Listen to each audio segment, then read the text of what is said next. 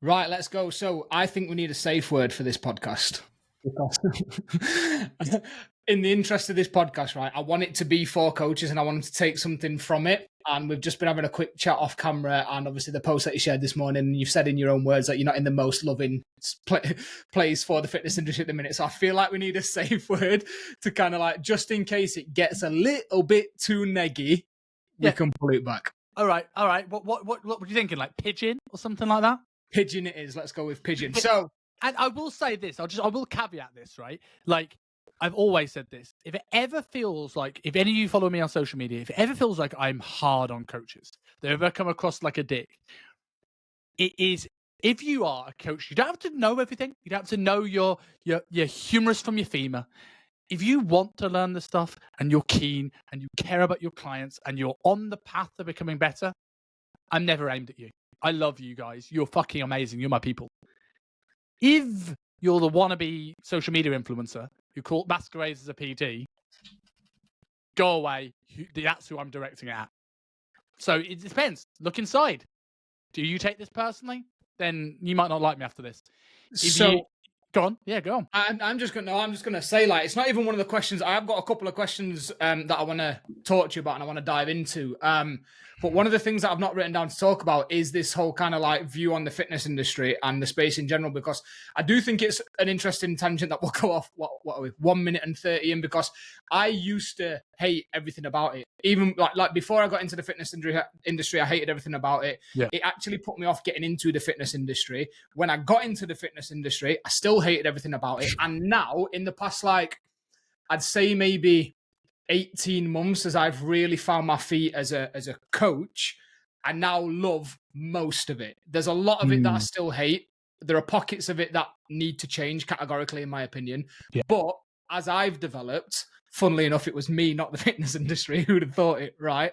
Yeah. I think it's an incredibly positive place that's got the power to impact so many people. And I'm now mostly pro fitness industry. So we'll fuck these questions off for a bit. Let's dive straight into it, right? Let's dive straight into it. So your post this morning, I don't think I could have worded it better myself. So it's essentially a plea to the fitness industry, and kind of like your thoughts on it at the moment. So let's dive into that. Go. The mic is yours.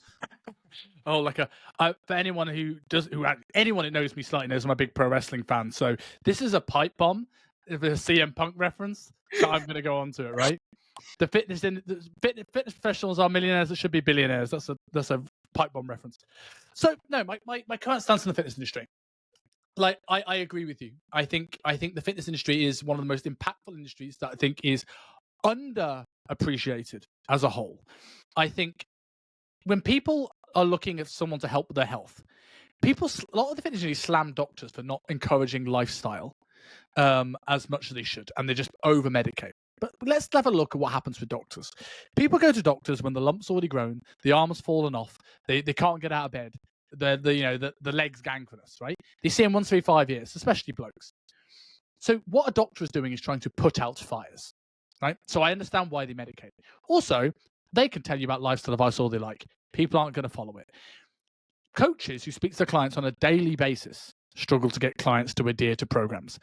I wouldn't have a job if that wasn't the case. You specifically have built your business around that being the case. Yep. So I don't blame doctors for this. And I think that fitness professionals have a huge responsibility and a huge power to impact the health of the world like no other industry is. We can help people on a daily basis make better decisions for their health that have impacts on everything around them. And when I look at the fitness space right now, if we think of it like a triangle, I do think the peak's getting higher. I think we have more access to amazing information. I think the people at the top that are helping coaches are smarter, more accomplished, well-educated than ever before. And that part of the industry is amazing. And then we have this small bit below that of industry professionals that take their job seriously, that aren't there yet. They are the people that I was 10 years ago, that you were 5-6 years ago. They are the people that just want to be better. They are sponges. They're absorbing information. They are the future top of that pyramid. They're the people that are going to push that forward. I love those people too. The problem I have with the fitness industry is the base is also getting wider. As the peak is getting higher, the base is getting wider. And I think we are more undereducated in the industry than ever before. And I think this is a multifactorial thing. I think there is the rise of business mentors that a lot of people come into this thinking it's going to be a quick fix, right? So they think that a video editor will solve their client result problems if I get enough people in the door. I know people that have 3 video editors but don't spend a penny on being a better coach. I don't know if this happens in any other industry. I can't imagine lawyers getting promoted because their reels look good rather than being good at their job, right? You wouldn't have a plumber that couldn't fix a sink, right? Because he has a good marketing campaign. So yeah, I think that's the thing I don't like about the industry. And I also think there's also, because, and I don't want to sound like a grumpy old man. I know I am a grumpy old man, but I don't want to sound like a grumpy old man that, like, it was better in my day. But we are seeing people that are more into instant gratification, and the thought of being a better coach requires, one, a long game. It requires a lot of hard work, and it also requires your ego to be knocked. Mm-hmm. And a lot of people don't want to be in rooms where they feel stupid, which absolutely dampens their growth. So I have a little bit of empathy for the last one, but we've just created this environment where you see things like people learn how to coach from business mentorships and YouTube videos and TikTok reels. Like, I seen on my podcast, shameless plug, self-made podcast, YouTube, Apple, Spotify. I did a recent interview that dropped this week called 2024 Predictions. And one of them would be the rise of the term misinformation. Well, good fitness advice will be called misinformation. Seen you post about this. The podcast was with Rob, right? Yeah. And yeah, it's good guy. Everywhere. Already I'm proven right. And I don't necessarily mind that. There is some fitness misinformation out there. But so many people that post these reels, I'm like, you don't know information. What right do you have to put a miss in front of it? Yeah. You know, and it's sound bites. And I don't think, even though it's the biggest thing, I don't think the calories only movement is helping, because it gives a scapegoat going, I don't understand this. And rather than learning this, and when it is important and when it is useful, I'll go, it's not calories, it's pointless, it's misinformation. Yeah. We see coaches trying to fit dominoes in their plans and trying to make low carb, high protein, chocolate, orange, egg, granola bars. And they're working with busy lawyers. I've got half an hour to cook. Good luck. No wonder you're not getting any results. And I just think we've gone so far away from health at the expense of just one singular, very important, very small part of the puzzle message. I don't think it's doing any good. It's an interesting topic because me talking about me hating the fitness industry and that influencer thing, the thing that actually, 2 of the people that made me start to fall in love with the fitness industry were James Smith and Darren Cartel, because when I was 152 kilograms, I'd tried all of these different things. I'd tried all of these plans. I'd signed up with bodybuilding style coaches. I'd done fucking everything. I needed somebody like James Smith just talking about the very basics of calories in versus calories out for me as a customer, consumer, end user to start making the progress that I needed to. I think without absorbing their message, I then obviously, because of my own heart situation, I couldn't train. So this whole neat up thing, again, it struck a chord with me, like Darren's thing. And I was like, brilliant. So having people like that made me start to fall in love with the fitness industry. But then when I finally got into the fitness industry, it was that, what is it? Is it the Dunning-Kruger effect? Is that you don't know what you don't know? Holy fuck, here we go. I'm really, really clever. Oh, I've learned some stuff. Oh my God, I'm an idiot. Exactly. And then the person that made me realize that first, actually, you've had him in your program, was Luke Lehman. Oh, yeah. I signed up to Muscle Nerds and I was like, good investment. What the fuck? Like, what? So it's not, well, it is just calories in, but it's not just. So the thing that you're on about, I think it's an interesting conversation, because I think that sort of message is attracting people that, by kind of like, if you just play the numbers game, some of them will turn into those coaches that will invest in education and will take things seriously. It's almost like that's the large net that's being casted out and bringing in the large numbers. Unfortunately, with that, you are going to get a load of shit that do just want, I post about it all the time, right? Do you want to be an influencer or a coach? Like, and you see these people now, these large accounts that are making very good money and are whether they're running paid apps or whatever their kind of like thing is. I think a lot of people now are getting into it with the idea that I want to be an influencer, and my way to be an influencer is to attach it to coaching, quote unquote, because it's not fucking coaching. And I don't mind an influencer as long as you own it. Yeah. Like if you want to own being an influencer, I know Mike Thurston is a coach, but Mike Thurston's an influencer that has Macroactive, right? Yeah. So it's an automated system, and look, he puts his programs to it, and they work for a lot of people, and it's a high footfall. Mm-hmm. But I never heard Mike Thurston claim that, well, you're going to get a personal approach and con people out of it.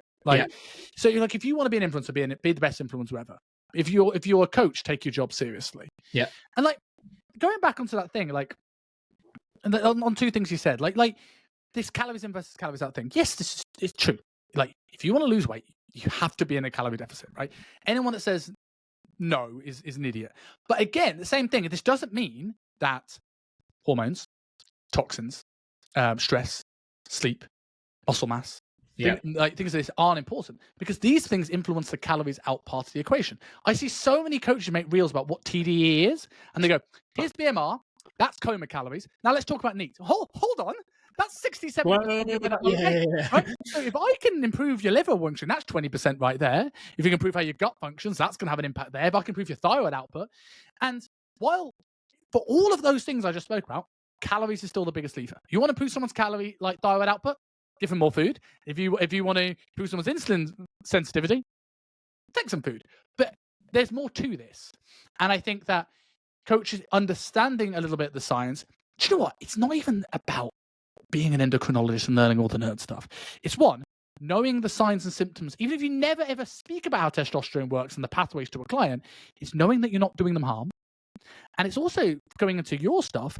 If you understand the physiology of this, being able to do what you teach in terms of communicating with the client becomes easier. If I know at this level, I find it much easier to bring it down to your level. But the question I had of you, because you were saying like James and Dylan, I like James and Dylan. And do you know what? Having met Dylan, really nice bloke. More so than you think he is. But they started this slamming culture online, right? They started the what's now become, we all hate Eddie Abu, but not really. I just want to milk him for his followers, right? If you were look back now, like you were saying, like that message was really, really helpful to you in terms of calories. Yeah. One, would it have been as helpful if you hadn't had your heart condition, which shifted this such to a priority list that you were forced to track? Because I think we've got this thing now where coaches go, here's your macro numbers, go. It's like learning Mandarin by dropping you in Beijing rather than giving you a Rosetta Stone tape. We have this hate for meal plans. Whereas like, well, how about we just like teach you a small selection of foods? If you were doing this without a life-threatening thing to make you take it super seriously, would you have been able to, would that approach have overwhelmed you? And secondly, if you were now in that position and looking at people slamming like every reel is this person's shit, and let me tell you why, would that have put you off? Because it would have put me off. If every coach is talking about other coaches, I'd be like, I'm out. So I'll answer the second question first. More than likely, but what I think is interesting is using Eddie Abu. Is that how you pronounce his surname? I still don't know how you pronounce his surname, right? Abu, whatever, right? Abu. Nobody he wouldn't be in the situation that he is now if people had not been slamming him. So whenever you slam somebody, right, you are quite literally throwing stones at that person. People are following the stones fly through the air and looking at the person, right? So it's an interesting thing, right? Would I have found it off-putting? I don't know. I don't know. But it would have definitely given me more people to look at. It would have definitely given me more things to consider. True. It would have definitely been like, everyone's saying, don't do this, don't do this. 75% of the fucking my Instagram feed have posted about this guy. I've looked, I don't follow him, but I've looked at his stuff multiple times because other people have reshared it. All bad. It's not all good either, but it's terrible. Yeah, so I'm not educated enough to comment on that situation in particular. Apart from that, I know that he's now got like 3 million followers. Ridiculous, and the amount of growth, like the graph is ridiculous, and how quickly he's grown, and it's because of people slamming his shit. So if he then turns out now to start selling coaching and making money off the back of it, most of the coaches that have shared his shit have got a part to play in that. Like, I don't think that's what people understand. So would I have found it off-putting? I don't know, but it would have definitely given me more things to look at. So, and then the first question, I started losing the weight before my heart thing got serious. So it would have been helpful, definitely. I'd tried all sorts of stuff. I had paid bodybuilders for meal plans, and bear in mind I was 150 odd kilos. I was getting meal plans that were like, breakfast was like five turkey rashers and 200 grams of mushrooms. Brilliant. Sound like fucking hell. And there's meal plans, aren't there? Yeah, so I did it, and I am somebody that during my coaching worked on relationship with food, but also gave meal plans to help people see how they can eat and what type of thing. I don't think there's anything wrong with a meal plan if it's used as a tool, and if it's not prescribed as do this or else. I think that's where the problem is with meal plans. Yeah. But for the calorie counting thing, I had a terrible relationship with food. I played high level sport. I ate for my sport. I didn't need to be 152 kilos and carrying around a load of fat, but the weight definitely helped with the position that I was playing. So like the food that I was eating, I was training 4, 5, 6 days a week, playing, eating whatever the fuck I wanted. Because I needed the calories, right? I needed the food and I had no idea how to eat. So then I tried all these restricted things. I tried all sorts of different stuff, failed at them all. Started to believe that I was the problem because I'd failed at them all. So when this first guy, this fucking guy from this English guy living in Australia comes along and says, you can eat what you want, make it fit the numbers, that was what I personally needed. So it still would have helped. It still would have helped them because I needed somebody to go to me. You can still have a bit of chocolate every day, pal. Don't worry. Just make it fit the numbers. So, and at first, I was one of those people that took this whole if it fits your macros to the fucking extreme. Like, to the extreme, which eventually probably led to me having worse relationship with food. Because I was like, how can I manipulate the rest of my day so that I can have a Big Mac today? And that's obviously taking that's manipulating the system to a bit too. Yeah, is that a lesson that you feel that you needed to learn though as well? Because I sometimes think like the other side of this coin is that people go so far onto the optimal side of things. Like if I take away all nutrients and it's just a calorie deficit, let's fit in what you can, which is one big problem in the coaching space. You get people that are massively nutrient deficient. We have this big thing. People will bang on about it's just about calories, but in the West in particular, the omega-6 to omega-3 ratios. Omega-6 are good. Pro-inflammatory fats are good. Seed oils aren't terrible for you, right? That's where like Paul Saladino is wrong. But where like Lane Norton is wrong is that like, look, yes, we can do a human randomized control trial and we give someone a seed oil and it doesn't harm their health, but it's the danger in the dose. 25 parts to 1, where it should be 2 to 4 parts to 1. So these things are super important. When we look at some of Rhonda Patrick's work in terms of omega-3s supplementation, she's found like low omega-3s can be as detrimental to someone's health as smoking. That is scary stuff. But on the flip side of that, I sometimes think we get so locked into optimal that sometimes I'll go, why is that client having wine? Why is that client having a bar of chocolate? There's better things to have. And I'm like, yeah, maybe there is. But you can tell. It's like someone that says, here's the analogy I always use. Client is not sleeping. Like he's staying up to 2, 3 o'clock in the morning working. You could tell them every line from Matthew Walker's sleep book and educate them about the perfect sleep routine, the exact temperature you should be, and they're getting the perfect mattress. And the client's going to go, yeah, mate, yeah, I'll do that. No worries. Yeah. Never do it. Why? Because them staying up to 2 o'clock in the morning allows them to put 3 more zeros on the bank balance. The priority is that. Now, if you eventually, okay, this is an ideal, but I'll try and make it work. It doesn't mean you don't try and educate them, but when they're not listening, well, let's try and play with the other variables to make this work. Later down the line, if their gym sessions start to suffer and they're getting results, they go, hey, man, how can I get my bench press up? And you go, hey, if you notice that your performance goes down every time that you have a bad night's sleep, oh, what can I do to improve my sleep? It's the same thing as someone going out on the weekend. So you fit the Big Mac into your plan, right? I could fight you on this.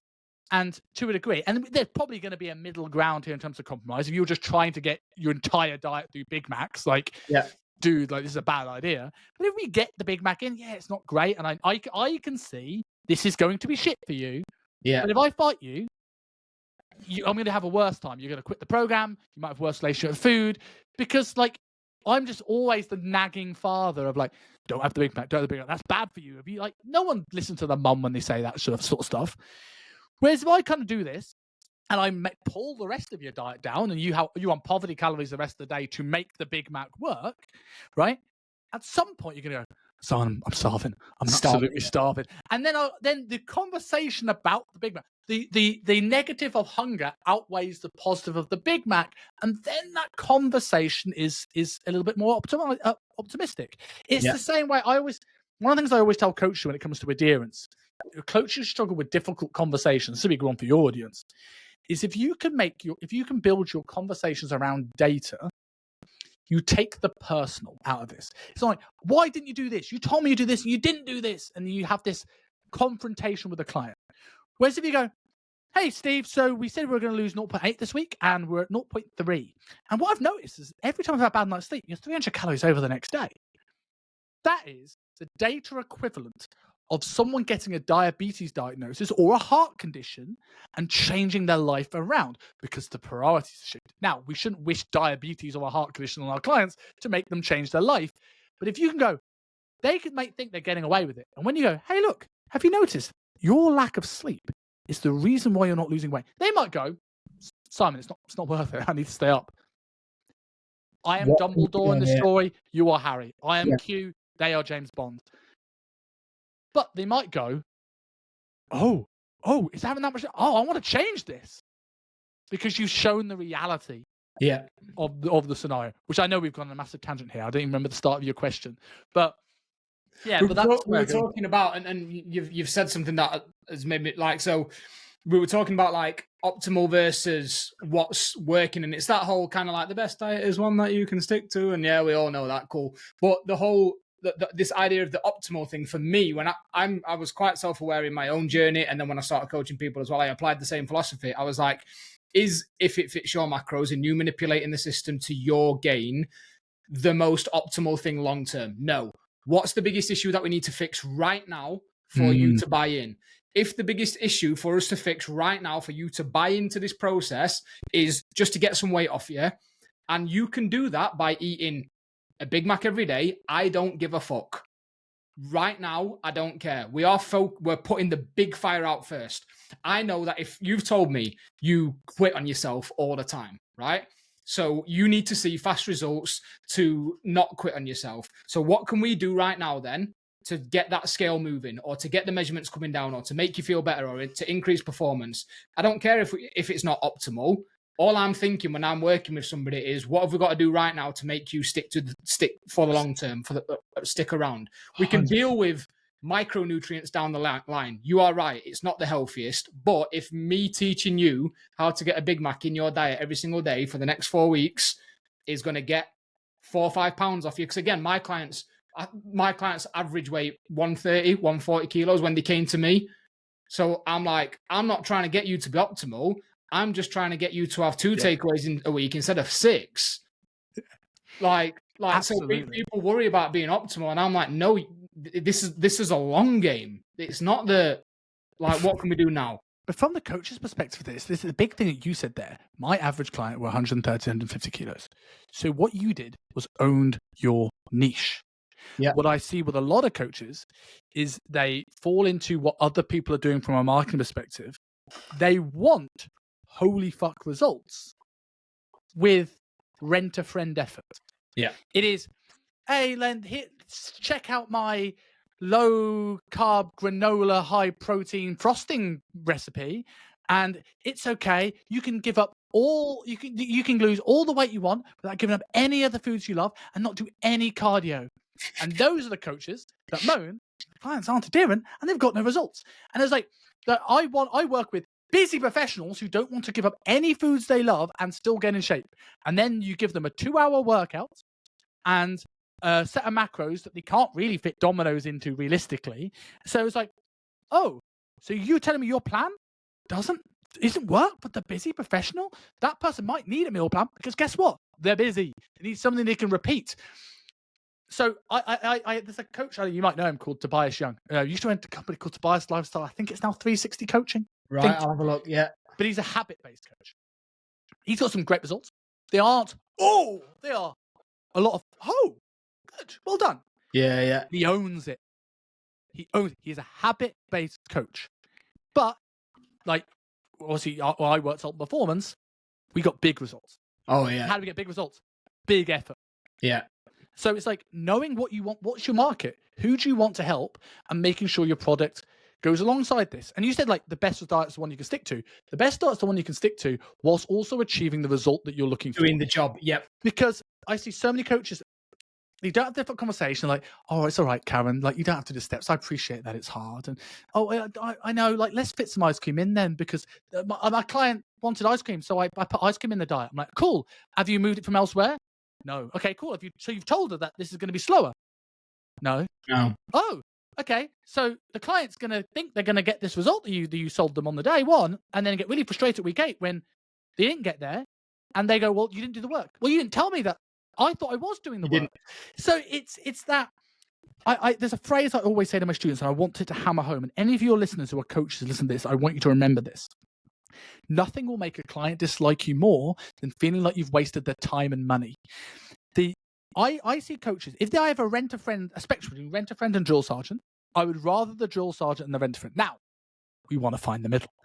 But I'd rather the person to put the foot up your ass and hold you to a standard that you don't hold yourself.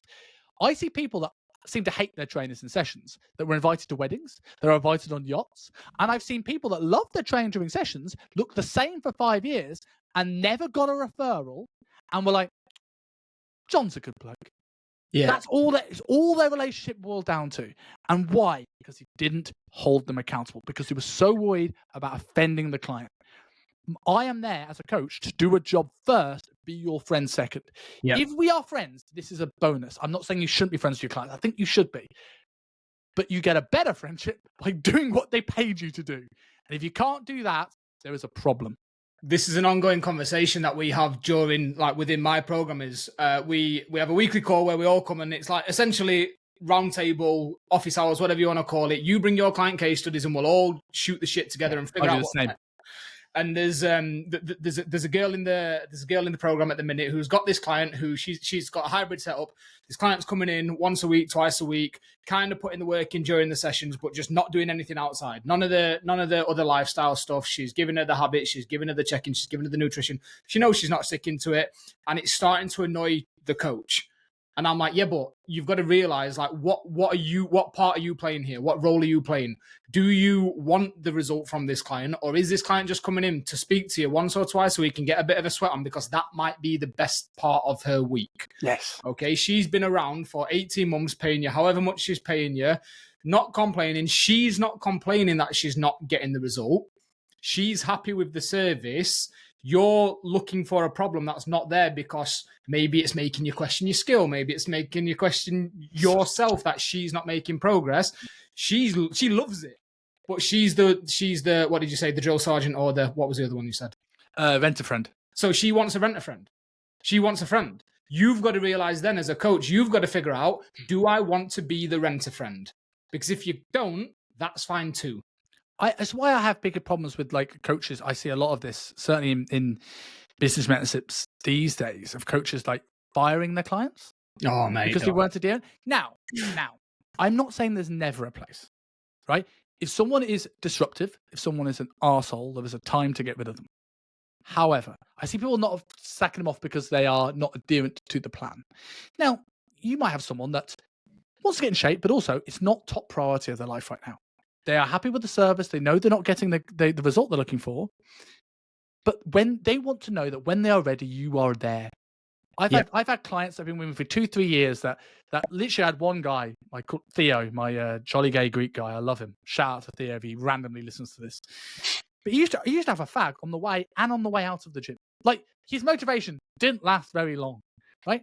But when he was ready, he lost weight. Yeah. It took 2 years to do that.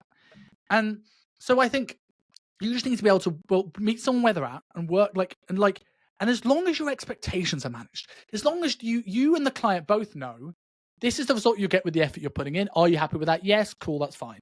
One of the conversations I have, one of the things I always say to clients is or coaches is the this or that question. So there's no magical fairy third option where you can have your cake and eat it too. It's like, hey, Steve, we aim for losing 0.9 per week. We're a little bit behind this week. And what I've noticed is that we're having quite a few meals out this week, and meaning that our calories are probably a little bit more than we think they are. So what could you do next week to bring this number of meals out down? Or do we need to refine the goal? Yep. No problem with either of those scenarios, but there's not a magical third. Can't have both. Yeah. You can't have both. So it's like, so the client might go, oh, I'll do this, this, and this. Or then I go, oh yeah, I'm happy to refine the goal. Or you might get clients go, especially blokes, I don't want to refine the goal.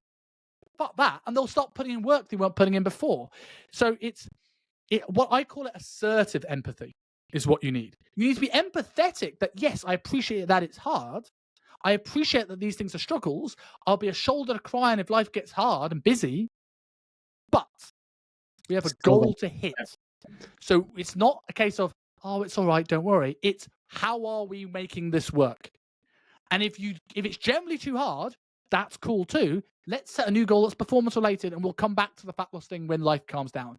But there's never a moment where you just start going through the motions. You see, I think people have long-term clients and they stop checking after a while because they don't see the value. Or coaches, and this is increasing as well.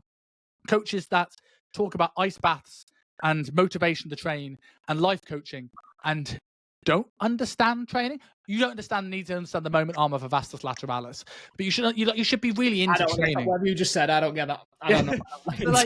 But let's go back to, you help people 130 to 150 kilos. You've got your moment. But if you're a personal trainer who doesn't understand anything about training, like, there's a problem here. And when your clients leave after the dieting phase, after 3 months, because, well, what am I staying for? Right? Mm-hmm. It's the training that keeps people long term. It's periodizing plans that are a year long, 2 years long, 3 years long. It's putting kilos on the bench press. It's being able to improve your hip pain, being able to get into overhead positions. It's this stuff that keeps people staying. I have so many coaches go, oh, my clients leave after 3 months. And I go, let me look at your check-in videos. I'm like, they've never touched on training volume or tonnage or form or got videos. I'm like, well, why would they? You've just talked about habit. They've got these habits. They've achieved this fat loss. Why on earth am I staying? You've told them on the way in that I'll be the last coach that you'll ever need. You've given them the information, and then you're questioning why they leave. Yeah, and it's that stuff boggles my mind. And it's like, I think that you might not need to know all the stuff you're learning from an education perspective, but learning more than you'll ever need to impart on your clients allows you to be prepared and allows you to also talk with conviction. Mm-hmm. Right? I don't think people might leave my program. People might dislike me. I don't think anyone will feel I lack conviction in what I say, because if you tell me a problem, I can come up with a solution. Nearly always, or I find someone that will. This is one of the things that I've got down to talk to you about, is this whole education piece. Right? Mm-hmm. Is I kind of touched on it earlier. I think a lot of people don't want to admit that I don't think people are scared of education. I don't think people are actively avoiding it. I think people are blissfully unaware that they need to work on their fucking skills, right? Yeah. But this nutrition thing, the training thing, the adherence thing, the psychology thing, whatever, all of it, everything and all of it, right? I think it's more that people don't want to admit that they need help, so they're not going for the education. It's obviously something that you've taken very, very seriously. And I know before we started recording, said you don't do very well at plugging, but I do want to talk about what you do, which is, like, I messaged you when I was setting up my thing. I remember I was in Marbella. I was on a coach going on a fucking day trip to climb a mountain or something. And I was like, I've got this idea. I'm messaging Simon because I know he's doing something similar with, like, creating education for coaches. And I remember that. So you have obviously needed to take your education very, very seriously. Did you have the education from being a coach, or have you educated yourself to this level because you knew you wanted to help coaches? Oh, that's such a good question. And the answer is both. So, like, in a way, like, there's a lot of coaches that come in this wanting to be an educator and then don't upskill. Good luck with that. I was one of those people. I was never really the coach for life. I was inspired by Phil Learney, right? Yeah. I went to one of his seminars. I'm like, yeah, I want to do that. And, I've gone and worked with Phil and don't necessarily have the same opinion now, but he's done a lot of good stuff for the industry, and he's definitely the father of this. So hats off to the man. But I also, at the time, there wasn't this there wasn't this quick, rich, quick. If you want to make more money, you become a better coach. Yep. Right? And so I did everything that I could do. So I did every course. I learned from every mentor I could. In hindsight, probably too many at one time. Like, I never learnt a system. I had loads of information, no ability to apply any of it. Yeah. And then I was like, well, how do I get myself around on a daily basis around people that are going to make me better?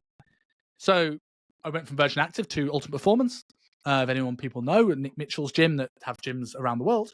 And I worked in their London City gym, and I went from trainer, and I did, to give you an ethos here, one of the early on, it was early on in their business too, so this is not a criticism, it helped me for sure.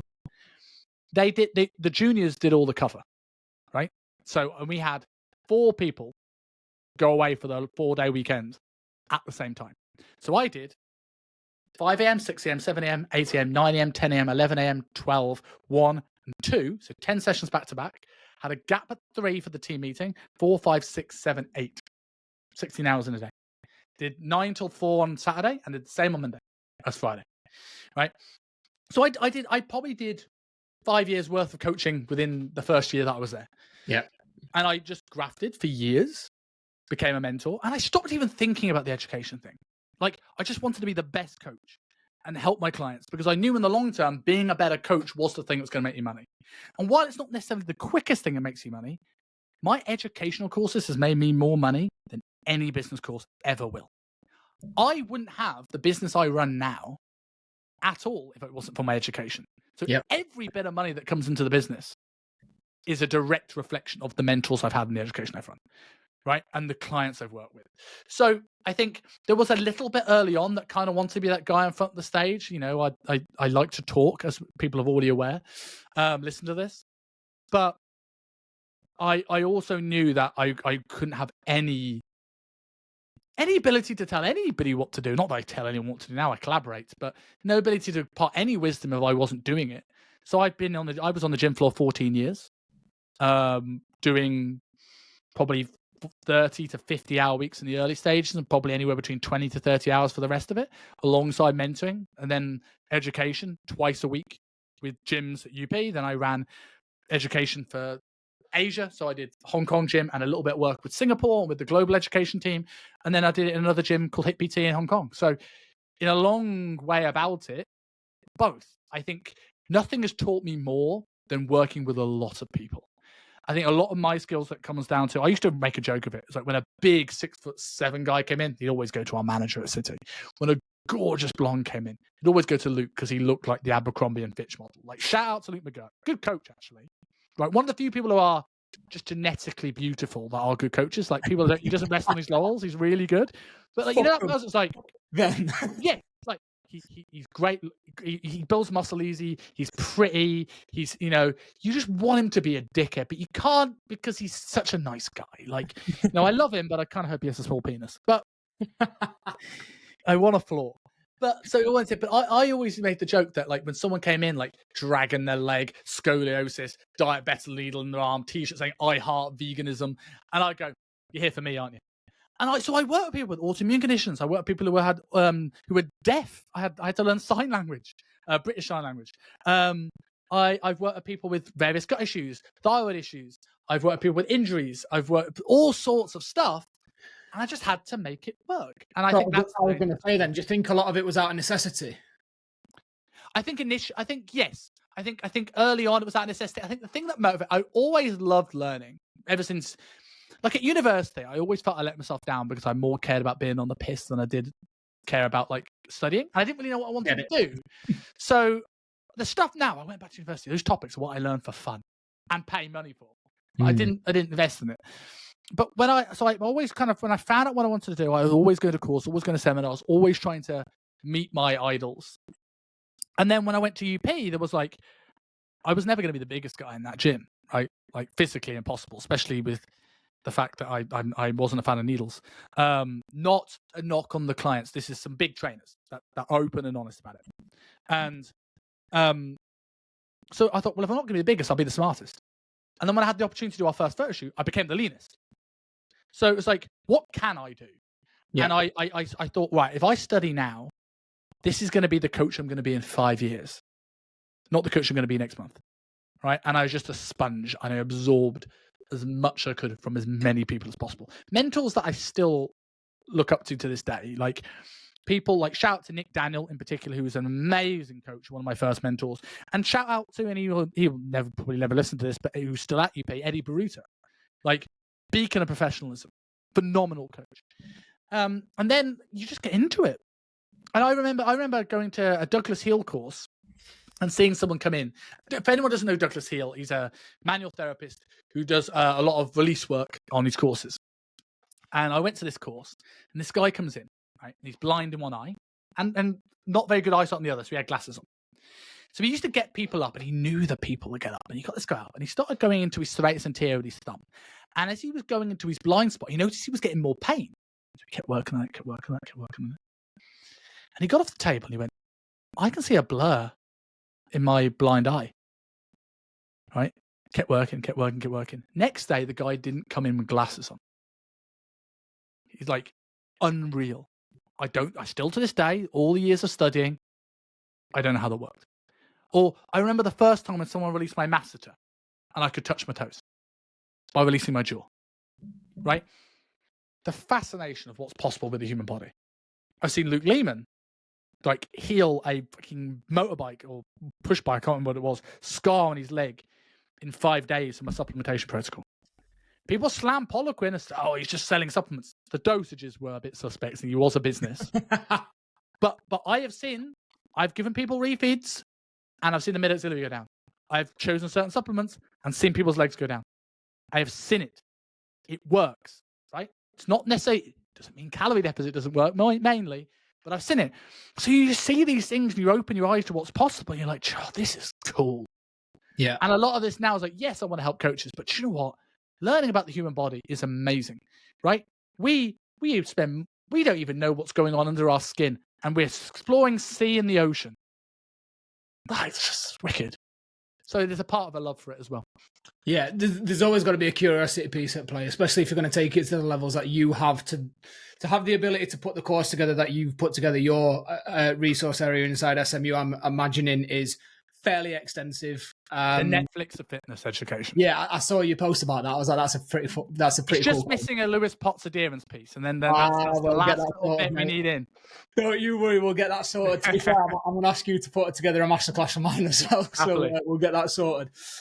So coaches that are listening to this then, that maybe have got qualified, maybe aren't in the market for education, where do you even start? And you can plug yourself if you want, but realistically, like, where do you even start? Because there's so much stuff that you touched on it earlier: information, misinformation, podcasts, audio books, courses, in-person courses, seminar, everything, right? Where the fuck do you even start? That's a really good question. And like, it depends on where you're at in the industry, where your budget's at, and where your priorities lie, right? I think the first thing to say, if you're a brand new coach, is do a few years of being a better coach. Personally, in person, I'm not one of these people that say you have to do a few years in person to be a good online coach. I don't agree. I used to think that. I do think the skill sets are different. Like, in-person coaching is the micro. It's like, what's your foot doing on the split squat? Whereas online coaching is the macro. What's your lifestyle design? And yes, you'll do a bit of exercise on the like changing and videos on the online, and you'll do some lifestyle mapping in the in-person, but the majority, what you do most of the time, the skill sets are different. Yeah. But I think work with as many people as possible. Get some, like, nothing will beat in-person experience, and go on to in-person seminars, meet mentors, speak to other coaches. That's probably where I'd start. If your budget is low, find people and books and cheap courses that will get you moving. I think anything from Andy Morgan, the Diet Adjustments Manual, is probably one of the best books in terms of adjusting diets ever. I plug Andy a lot. I think that's really, really good. I think if you look at Mike Isfatel's YouTube channel, that's pretty good. And then I think learning your anatomy, buying a skeleton like this guy behind and learning. Our job as personal trainers is to apply forces to anatomy. Trademark RTS, right? But if you don't understand forces and you don't understand anatomy, do you know what happens when a client has knee pain, or when the exercise doesn't work, or they don't feel it? So if you understand anatomy, that's probably a place to start, and you can do that for free. Get an anatomy app, go on YouTube. I'm happy to send people resources. After that, it depends on what you feel you need to learn. The beauty of what we do is that we understand that coaching is multifactorial. I am not slating exercise mechanics courses or functional nutrition courses or adherence courses, but it's a piece of the puzzle. Yeah. And I think for most new coaches, I always consider SMU as this graduation of, like, not just learning what you need to know to be a good coach, but what you need to know to stand head and shoulders above the rest. And if you go through the SMU portal and you learn the basics of coaching and the basics of training and nutrition and reverse dieting and program of strength and hypertrophy and energy systems. And then you go, awesome. I love the psychology side of it. Oh, go and chat to my guy Lewis. He's good at that. Or, oh, I really love the training side of it. Oh, yeah, go and see Jordan Shallow or go and see Muscle Nerds or whatever else. I think the tricky thing is these days is everyone's going to tell you that if you just learn moment arms, that will solve all your problems. And it won't. And if you just learn about psychology, that will solve a lot of your problems. What if the problem is the client doesn't see value because you don't know enough about training? Yeah. So it's multifactorial. And I think it's like, go with what's the biggest driving forces when you hit roadblocks with your clients first, and then lean into what you love. Because while we have to be jack of all trades, you need a working knowledge, and then you need to be a little bit more. I'm slightly different because I teach everything, but most coaches would benefit from specializing in one thing. So like Stefan Gazolt doesn't really talk about nutrition because he's really good at program design, right? Vince Pitstick talks mainly about nutrition, right? But he doesn't mean he doesn't know training. He's got the working knowledge, but now he's devoted himself. Yeah. So that's the main thing I'd say. And I'd also say, and from learning from my mistakes, is per month, pick a topic you want to get good at.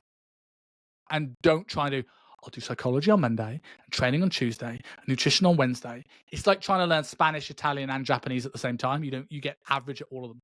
So like master one, and then next month, switch to something. Yeah. Mine's customer service at the minute, funnily enough. It's nothing to do with adherence. It's nothing to do with psychology. It's literally customer service, delivering a good experience on that sort of thing. Like, so kind of business related, not going to improve, nothing that I'm going to teach inside the adherence amplifier, nothing to do with that, but something that's enabling me to level up my customer service about client journeys and about creating incredible moments for your customers and turning them into raving fans and all these other little kind of like things. So again, there's so much out there. People do need to know the business stuff eventually, for sure. Get good, and this is one of the reasons I was excited to get you on. And I'm actually surprised we've not descended into just a fucking cesspit of like hatred so far. We've not had to say the safe word once, but get good first. Get good at the job first. But it's the thing, right? You wouldn't go to a mechanic who can't fix your car. Yeah. Right? If you had a car that was broken down, and there was something wrong with it, and you took it to a mechanic and you said, just drive it less, you wouldn't be satisfied. Right? If you went to a heart surgeon, stop using it. Yeah, a heart surgeon doesn't necessarily need to know the rest of the body to be able to have the instruction manual to do the job on the heart. But I really prefer it if they did. Yeah. So people try and go, and it is not the fault of the business mentors. They sell the dream a little bit too much sometimes, but it's not the fault of the business mentors because, it's like if you know that client that you get where he's got a bit of muscle mass. And he moves well, and he's strong, and he's metabolically healthy. He's just let himself go and eat a bit too much for 5 years. And you go, result. Then you see someone like that example I gave earlier with the vegan diabetic with scoliosis. You go, oh, God. Right? People are trying to... That is like a business coach getting a great coach with loads of results. Look, I can see 10, 20K on you. But the business coach that gets the coach with no results, it's like, well, try and put $1,000 from some sales tactics, but you haven't really got a product to sell. Yeah. And that's the difficult thing. Like the best analogy I can give from this, right? Every coach listening to this will open up their DMs on Instagram and will have loads in their request folder of video editors and business mentors offering them cheap service. I will put money in no one listening to this has paid any of those people, right? So I do a bit of work with Ollie Carson's group and Supercharge. Shout out to Ollie. And at his December event, I went, put your hand up if you've had a sleazy, cheap business mentor slide into your DMs in the last year. Everyone puts a hand up. Everyone. How many of you have bought from that person? No one puts a hand up. All of you have bought from Ollie. Why? Because he's not cheap. Because he's proven time and time again that he's helped coaches make more money. Right? Same with Steve McGrath, same with Adam Haley, same with Matt Peacock. Insert business mentor here that's good. So why do you think you sliding into your potential clients' DMs with zero social proof on your page? Why do you think you're any better than the video editor? Why is your scripts not working? Because you can't do what you say you're going to do. So business mentors are amazing when the product is where it needs ready to be. to go. Yeah, I had this conversation this week with some people inside the amplifier. Is that and the people there's God knows how many business mentors out there at the minute. All got their own methodology, all got their own techniques. A lot of them will be sliding into DMs, creating content to start conversations, etc. So a point that I made to one of my coaches earlier this week is you need to remember, let's say there's 10 business mentors out there that all talk about sending DMs and they've all got 150 clients. 1,500 coaches. You've not got a specialist niche, and that's playing it safe. You've not got a specialist niche. You're just coaching general fat loss. How many other coaches do you think have seen that potential client that you're trying to message and also sliding into their DMs?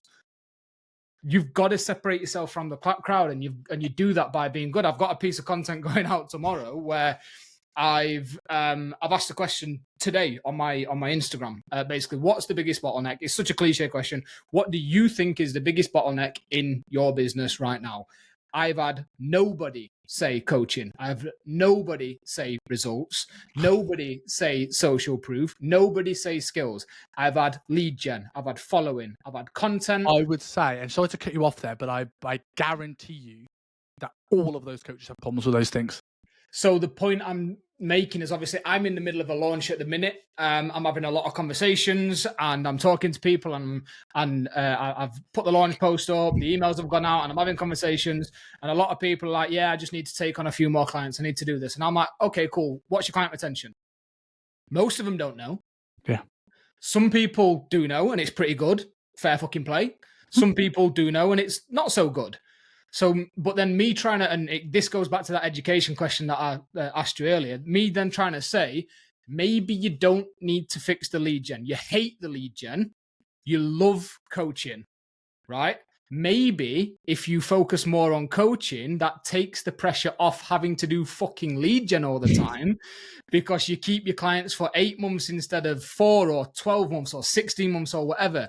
And you're not playing one in, one out revolving door and having to do lead gen to replace people as they leave. Maybe every time you take a client on, you're stacking it on top and you're stacking it on top and you get to 30 clients and 40 clients instead of hovering around 15. Lead gen's not the bottleneck. For some people it is, for sure. For some people it is. But why don't we put the attention and prioritize the thing that you love doing, which is the coaching? Oh, mate, yeah, it's mad. So I stand by it. You do need to know business. You do need to know marketing. You do need to know sales. You need to know all of that sort of stuff. A coach without any clients isn't a coach at all because they're not coaching anybody. But let's focus on the thing that A, you enjoy doing, B, the clients are actually paying for first, and then we can put the cherries on top and all of that sort of stuff after. I've got 2 questions for you. And we've kind of touched on it already. So the follow on from each other. So one, what do you think is the biggest thing? This is a bit of a leading question, I guess, that coaches should focus on, but don't. We've kind of talked about it for 50 minutes. Yeah. But, being better at what they can do. And I'll expand on this. And I've kind of alluded to it already, right? Being better at being a coach will have an impact on every avenue of your business. Your content will get better because you know how things work, right? Your retention, as you hit the nail on the head. Most coaches have a retention problem, not a lead gen problem, right? One of the big shout out to one of our students, Lorenzo. One of the biggest things we've done, we've improved his results. The biggest thing with him, we've taken away the retention problem with him. He's gone from having clients that lasted 3 months to clients that are 6 months plus now, right? Within the space of like 6-7 months. And he's had people now that have been with him a year. Right? Why? Because he started understanding training and talking about it and found that love for writing training programs again and started future-proofing the clients and had better touch points with these clients and this sort of stuff. So that will improve that. It'll improve your conviction. So your sales calls will get better because you believe your own hype.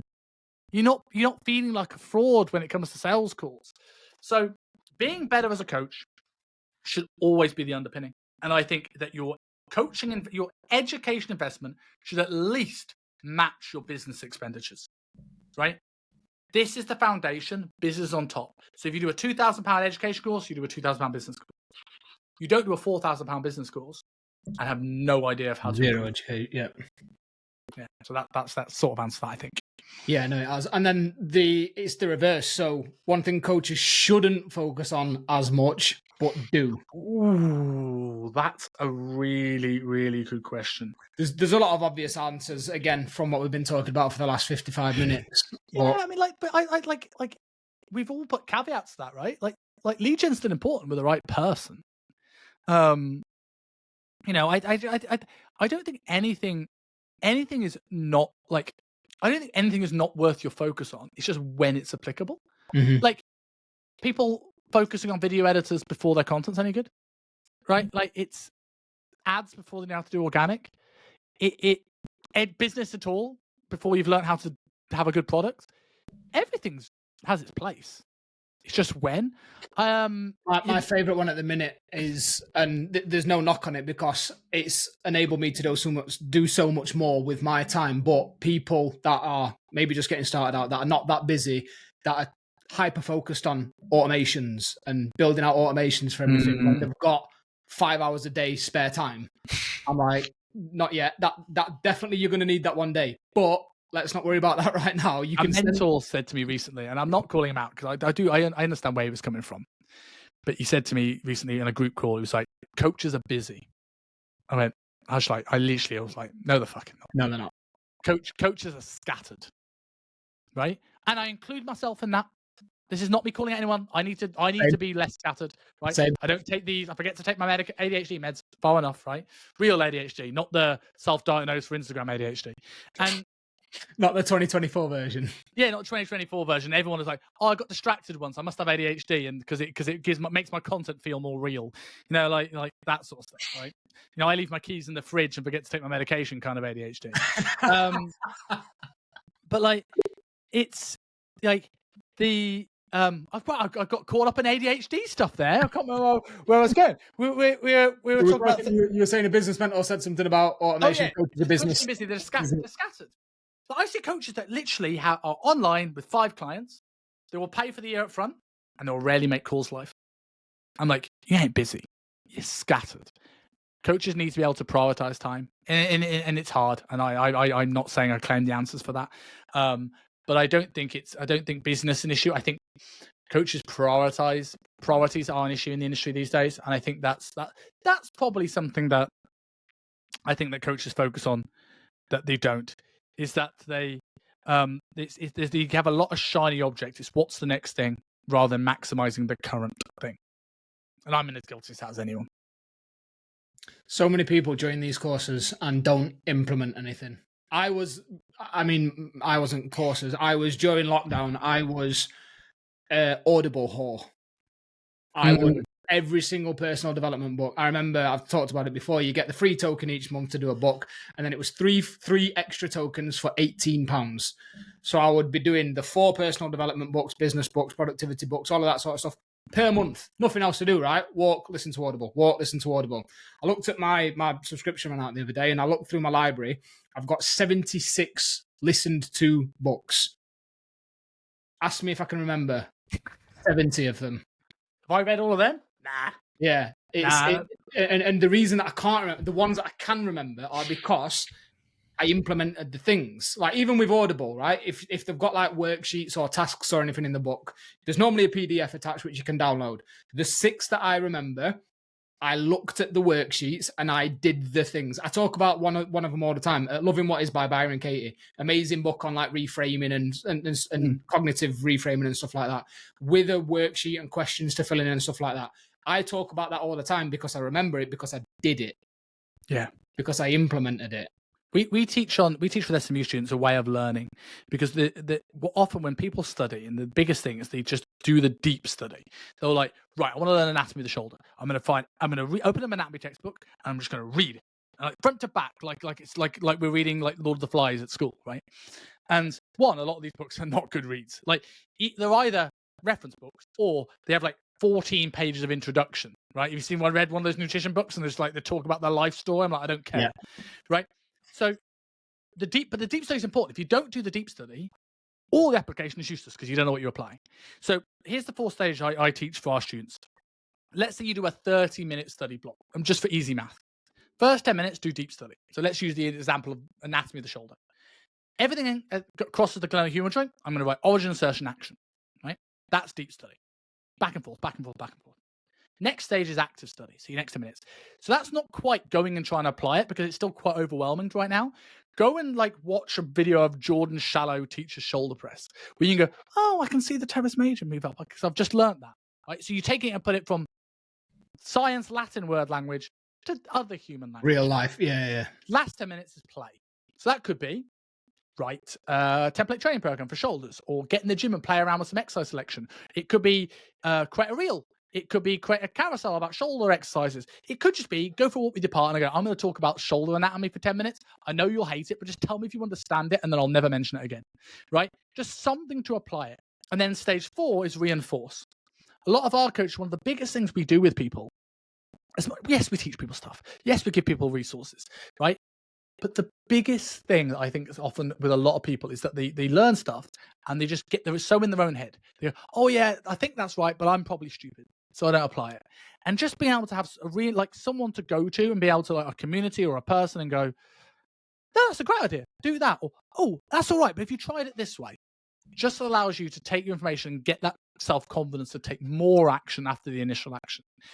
And this is what I think when it comes to like implementing with like mentorship, business or education, I think mentorships move too quickly, especially in the business way, of removing the mentor. Here's a new success coach, have them, and they remove themselves. So like when I've looked at, let's say lead gen, organic lead gen for sake of argument here, I've very rarely, when I've not done lead gen, yes, do I know I should be doing lead gen? Yes, right? Could I just muscle through it and do it? Sure, I could. But the reason I actually don't start is that hurdle of, I don't know what message to send. Yeah. I don't know who I'm talking to. And I would rather, if you generally felt your business model is unsustainable, increase the prices for new people coming in and keep you for as long, because that's what makes your course unique, right? You could learn exercise mechanics from Jordan Shallow, RTS, Paul Standel, Callum Raystrick. Let's do this. Why do coaches come to SMU, right? There's a post I did recently about a student, Kane. Because I give a fuck. And I give a lot of time.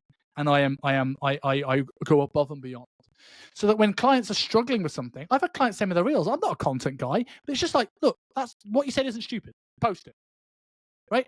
If I had a low ticket model and just go, it's pre-recorded, see you later. Loads of coaches, the amount of coaches I speak to, this is why a lot of our stuff is live format, and you can watch it back if you need to. But it's like, I did precision nutrition twice. I did it once. My credit card got declined because I was broke back most of my early part of my career, and I didn't restart it again. Then I did it again. It took me 3 years to finish the second time because it was pre-recorded and life got in the way and I never did it. And you don't yet. You just exactly don't do it. And so I find that a lot of times, like when it's like, what is that initial hurdle? Why aren't you sending the DMs? Why aren't you posting the reel? Why aren't you sticking to the calorie deficit, going to the adherence thing for coaches? Why aren't you applying that knowledge? I don't feel smart enough. Okay, let's explore that. What makes you feel that way? And how do I get past that initial hurdle? How do I give you opportunities to ask questions? And I find that a business mentor themselves who set up the course could probably teach me that thing. The success coach says, month 3, VA. Yeah. Have it. So I'm now going, right, I know I need to send DMs, but I'm looking at my inbox and I don't know where to start. Yep. That is a lot of the issue I find. Yeah. I get why they do it. I'm not judging them, but I think they do it too soon. Yeah. There's the way that I've got mine set up is I've lost clients, I've lost potential clients, I've lost money because I've got it set up this way, but there's a reason behind it, right? So mine is everything's delivered live. I run it 4 times a year. Everything is live. Recordings available to watch afterwards. 6 weeks long.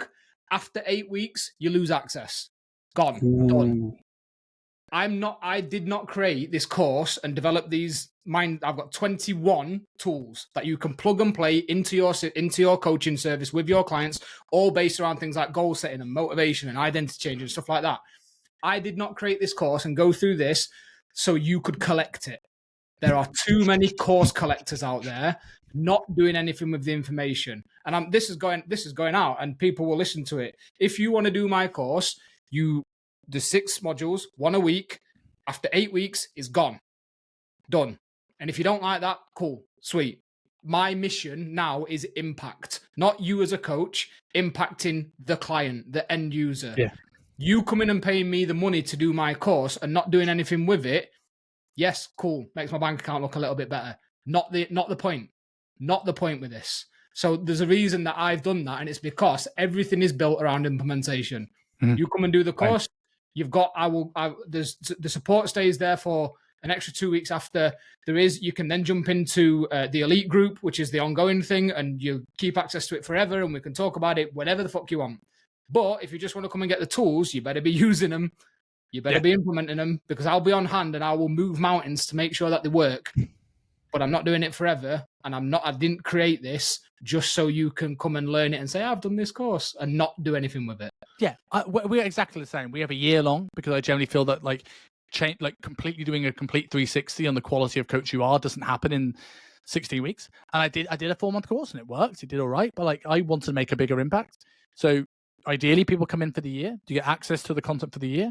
They can re-sign for as long as they want, and they continue getting one-to-one calls. They get all the value. Nothing changes. But, right, they leave to go. And people go, oh, well, I get the content forever. I'm like, no, because I'm doing these calls. I do a Monday, Friday core syllabus call, coaching confidence.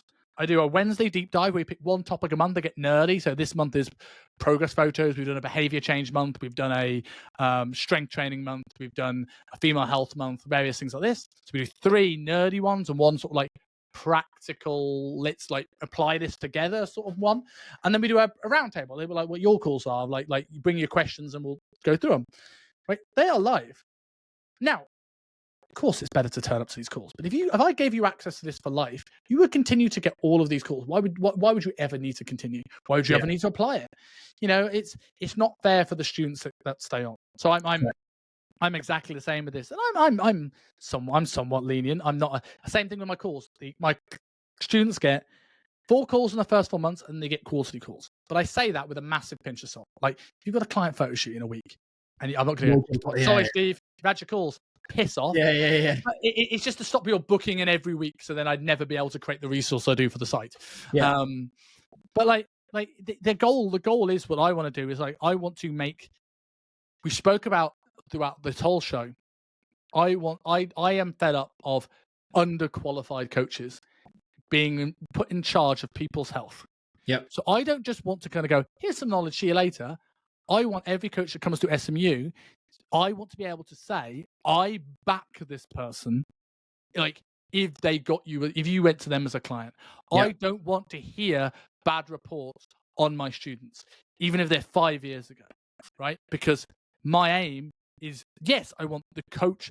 Yes, I'm trying to help the coach improve their confidence and improve their knowledge and improve their understanding, improve the results to get more retention and potentially make lead gen easier, because people come to you when your page is full of before and afters. It's funny that, right? Like, it's not all about, I've got to change camera angle every 3 minutes. Like, seriously, this is slightly off topic, but my God, how long must it take to record a reel these days? I see people, they start a reel, they're in bed, and they finish a reel after having put on their shoes, walk the dog, make a cup of tea, have dinner, go to the gym, and then they come back and they're in bed again. I'm like, that's all in 60 seconds. Like, did you just, like, how long was this sentence? Like, it's great. Like, so, like, this stuff is easier. I see coaches that don't have to do this marketing stuff. And I get it. I get why people do it. You don't need to put so much effort into it because the results speak for themselves. But at the end of the day, while that is what I am doing and the message I'm shouting out to people, the ultimate end goal, even though I'm not talking about it, is the end user. Like, a lot of the investment I had into the video editors and learning the playing the game stuff, which I can't stand, is because I just feel these days that in order for a coach to give a crap about their education, I need to make it out that if you understand thyroid, it's going to get you a Lamborghini. So I need to make it seem like I'm super rich to make anyone care about their education, which is, this may be the pigeon bit, fucking embarrassing. You should be ashamed of yourself if you need that. If you need a promise of a Lamborghini to make you care about your clients, get the fuck out of this industry. But I've realized it's the game I'm playing.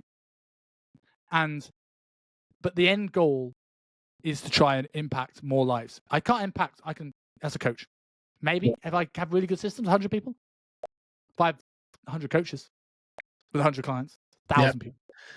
Exactly the same boat, mate. I mean, and no use of the safe word there, because I agree completely. And I don't think that was. I think that was fairly tame for how it could have gone. Right. Okay. So I'm just looking at the time, mate. I could continue this conversation for. In fact, we'll get another one booked in. You're around too. You'll do the away leg. You can come on the Yeah. self-made and do your end. Absolutely. Let's do that. I know you said before we started recording, you're not very good at plugging yourself. I've mentioned it already. Shut the fuck up and plug yourself. I am very good at plugging myself. I just don't force on people. So if you give me the opportunity, I will plug all day because No, I go wild, mate. Because I think what you're doing is mint. fucking epic. So So for anyone's listening to this and don't think I'm a massive bellend by now, which if you do, that's totally fine. I'm not here for everybody.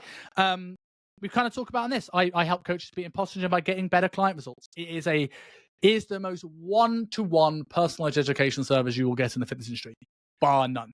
I pride myself on, and you don't have to go far on Instagram to see coach after coach after coach getting amazing results. It's not just here's some knowledge; it's application. So essentially, how it works, you come and join us for a year, and we will give you all the education you need to stand head and shoulders above the rest of the industry. We will give you all the plug and play resources, from goal setting spreadsheets to training programs to meal plan templates to welcome packs to blood sheet trackers, the works. We have a community that allows, it's not just me, you're learning from other people. We have some of the best guest speakers in the industry coming in. And, Lewis hopefully soon to be added to that. We'll discuss that at another day. From Kassam Hansen to Luke Lehman to Michael Goulden to Tom Hibbert to you name them, we've probably got them in this industry. So, and then you get one-to-one mentoring. I personally, it's never a success coach. It is me personally mentoring you and going through your clients and solving problems with you. I like to consider this, our education is like Netflix of the fitness industry. We have your movies on Netflix, like your big lectures that are like the Avengers movies. And we have Peaky Blinders box sets, like check-in mini courses, and we have standalone TV shows. And our mentoring is like me being Stephen Bartlett and being an advisor on your board and helping you get what you need from your business, essentially. And I'll go out my way to do it. And if I don't know it, I'll find someone because I'm working with you, not just here's your SMU system. So yeah, if that's something interests you at all, the easiest way to find me is at Kingsley Dutton on Instagram. That's where I'm most active. Or, and again, I will plug my podcast, the Self-Made Podcast, or Simon Kingsley Dutton on YouTube. That's my pride and joy. I feel it's criminally undersubscribed. And a lot of my students who do listen to it say, I learn more from your podcast than most courses. So that's not my words. Maybe but I generally think it's good. We've got some good people on. So those are the two areas, really. And yeah, I don't bite. I'm not scary. I'm not as angry as I may have appeared in the last hour. I'm generally very nice. I think you've done. First of all, I think you're very good at plugging yourself. You are right. And I think that was actually, like I said, I think it was quite tame. I think there's a lot of value in it. I don't think we got too ranty at any point, to be honest, mate. So I think you've done yourself justice. I can always go further if you want. Yeah, stop the recording, start again. I can name people. There's a lot of people I don't like in the industry. Like I can We're not doing that. We're not doing that. I went to a podcast. I think there was like 5 or 6 episodes in the podcast, and it was like the questions were always things like, "What do you hate about the fitness industry?" I'm like, "Are we trying to help here, or are we trying to?" Anyway, no. Thank you very much for your time, mate. I really enjoyed that, and I hope people do come and check you out because again, there's a lot of areas that need to be plugged in people's kind of skill sets, and you're out there doing it. So, Pleasure. Sick. Right, I will speak to you soon. Pleasure.